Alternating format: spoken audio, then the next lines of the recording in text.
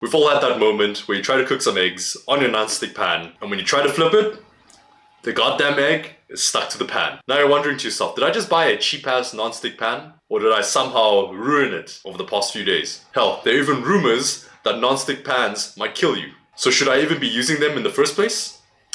Well, let's dive a little bit deeper and understand the do's and don'ts of maintaining your non-stick pan and whether or not if they're actually dangerous to cook with. Starting off with what makes a non-stick pan non-stick. There are two ways that most non-stick pans are made. The first is with a compound called PTFE. This is responsible for a lot of electronic devices, different products that require hydrophobic elements, aka being able to repel water. Well, in this case for pans, it makes that perfect material for the non-stick quality that we're looking for. Now, I know what you're thinking. This chemical that you're using for electronics, you're using for pans? How does that make sense? Wouldn't cooking with that kill you? Well, not really. To be fair, there was a specific chemical deemed very harmful to us, but that chemical, namely PFOA, is banned from all non-stick pan manufacturing. So if you have a non-stick pan that's been purchased after 2013, you're good. Most likely, any pan before 2013, you're kind of gambling. So with this chemical out of the picture, that means non-stick pans are completely safe, right?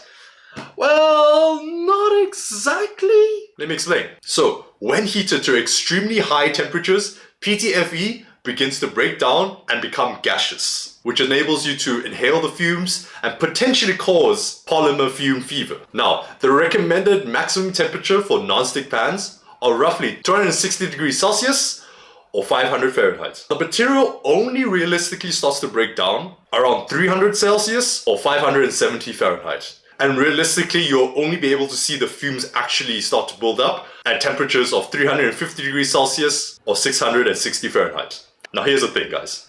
When you're cooking food, a medium high, you'll hardly ever reach those temperatures, especially when you have food in a pan. The food itself will help disperse the heat, preventing the pan from reaching those dangerous temperatures. Even if you blast that shit on full heat, it might not even reach those danger points. So for the most part, you're fine. But there are, however, quite a few caveats when it comes to this. The first one is not preheating a non-stick pan for too long at too high a temperature. Yes, you're supposed to do that with like other pans, stainless steel, cast iron, you name it. For non-stick pans, try to keep the preheating to a minimum, especially if your preheat heat is really high.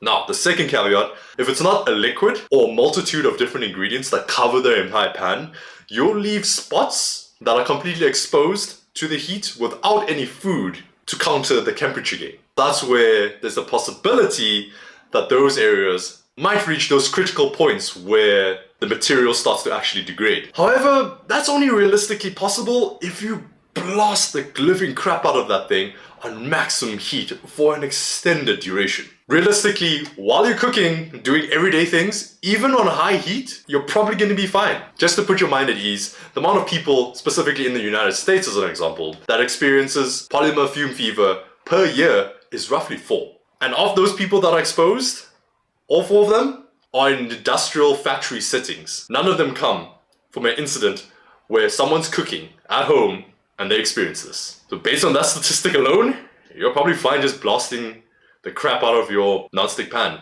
Although probably negligible in terms of health. There's a huge discussion to be had when it comes to the longevity and the non-stickness of your pan if you do that. The second most common way that non-stick pans are made are with ceramic coatings. They use something called a silica gel where they apply it on the pan, thus creating a layer that acts as the non-stick coating. The thing with silica gel is it has a finite amount of uses. Every time you heat up a pan that's been coated with silica gel or ceramic coatings, a bit of it gets released, almost evaporates, and with time it will continuously degrade the pan until it becomes completely unusable, in which you'll just have to check it. Now luckily for us, the second one isn't as common. Most non-stick pans will utilize the first option rather than the second.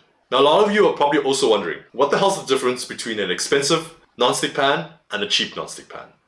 And to be honest, a lot of you will probably have the answer. The expensive one somehow just lasts longer and keeps its ability to be non-stick. So what's up with that? The answer is relatively simple. In terms of PTFE pans, the more expensive the pan, usually the more layers there are of that specific coating. And as you can imagine, the more layers means a lot more room for error in terms of if any layer being compromised, the more there are, the more longevity the pan technically has.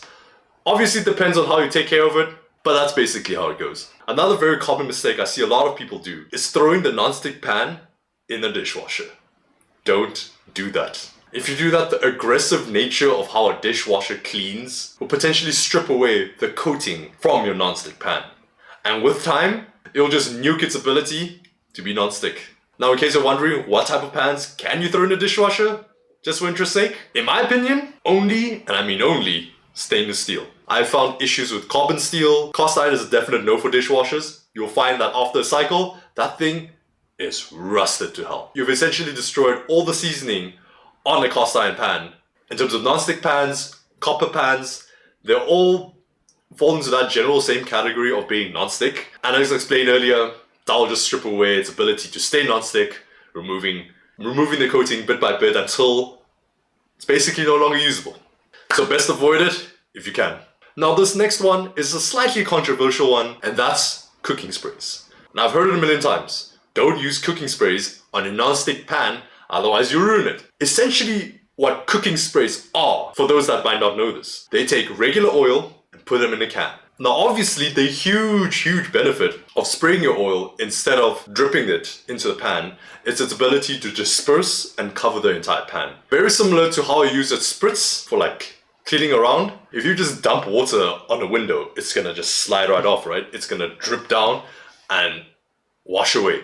But if you use a spritz, the water is small enough and you will kind of cling onto the window. Very similar in how cooking sprays work for this scenario. Now, I do acknowledge all the variants of cooking sprays that use different types of oils, namely palm oil for example, are notorious for building up residue, and that becomes incredibly hard to wash off your non-stick pans.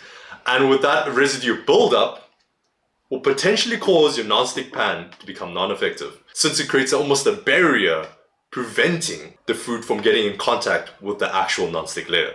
Now, with cooking sprays today, there are multiple variants that overcome this completely. There are variants that are advertised as non-residual buildup and alternative different oils that they use instead of like traditional palm oils. Those ones work perfectly fine. And in my opinion, if you're still uncomfortable with using cooking sprays on your non-stick pan, my recommendation is only use it when your non-stick pan is kind of towards the end of its life. The non-stick pan, brand new, good quality, it won't stick. So using a cooking spray in that regard might be potentially harmful, but frankly, it's just redundant. I personally would use cooking spray on a non-stick pan when it starts becoming defective. But at that point, I'm probably considering just chucking the whole thing and getting a new pan altogether. So that's basically personal preference at that point.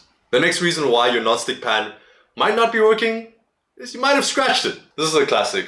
I'm sure you've all heard of this. And that is not to use any metal utensils with your non-stick cookware. That is the one thing that will guarantee to ruin your non-stick cookware. Using anything metal and scraping against the non-stick pan. Can you get away with it though? Yeah, sure, if you're very careful, but why risk it? Rather just use any other silicone-based utensils or even wooden ones. But that's the thing. Sometimes, people don't tell you this though, sometimes wooden utensils have jagged edges from just general wear and tear and use that it might create certain sharp points that cause these scratches. Just because it's wood doesn't guarantee you that it's 100% safe for your pan. As an example, this wooden spatula right here, this top bit here broke off, and now you see that point, it's quite jagged and slightly sharp. Now obviously if I'm going to be cooking something in the non-stick pan and this jagged edge scrapes along that non-stick pan, it potentially is going to damage it. Versus if you just use a silicone spatula, like this one, this is incredibly friendly to use on your non-stick cookware. That is of course not applicable to every scenario, but just for general all-purpose stuff, this is my go-to. Followed by bigger silicone spatulas, and lastly, wooden spatulas. An interesting aspect about non-stick cookware is its ability to also be seasoned like a cast iron pan. Now, quick refresher on what is seasoning on a pan. It's essentially a thin layer of oil that's been heated to really high temperatures in which it becomes a hard layer on top, creating a non-stick effect, specifically on cast iron pans. Now with multiple uses and multiple cooks, these layers will build up, making cast iron pans incredibly durable and slightly non-stick. For regular non-stick pans, the same principles can be applied to an extent. But I'm personally not the biggest fan of seasoning my non-stick cookware, mainly because of the issues discussed earlier regarding the safety hazards of raising non-stick cookware to really high temperatures. Because for these layers to occur properly, like on a cast iron skillet for example, temperatures need to rise to an incredible degree in order for the fats to polymerize and get that seasoned non-stick layer. Now as you know, for non-stick pans, that's not exactly safe to do. You'll potentially get the same effect by just cooking with a bit of oil normally. So seasoning your pan by itself, but I won't personally recommend it since I feel like it's a little bit dangerous. Now the last reason why your food might be sticking to your non-stick pan is that you're moving it way too early. Non-stick pans, depending on the price, can be very sensitive, and even if it loses its ability to be non-stick just a little bit, you won't be able to hold off food that hasn't been seared enough. And you can see this example specifically with eggs. If you're making scrambled eggs on a well-priced non-stick pan, it'll never stick. But if it's even been slightly damaged, you'll see the effects immediately. As you scramble, the bits that aren't cooked will stick on the pan. But you'll notice, after they cook for a few seconds, you're able to peel it off, and at the bottom, it's not burnt, it's got a little browning. It's a balancing act in judging how well whatever you're cooking is seared. If it's not seared enough, the food tends to cling, and if it's seared just right, it'll let go and allow you to flip or toss around the pan. And that's all I have for you guys today. Thanks for watching, and if you guys enjoyed this content, please, and I mean please, like and subscribe so I can keep making more videos just like this for you guys to enjoy. See ya.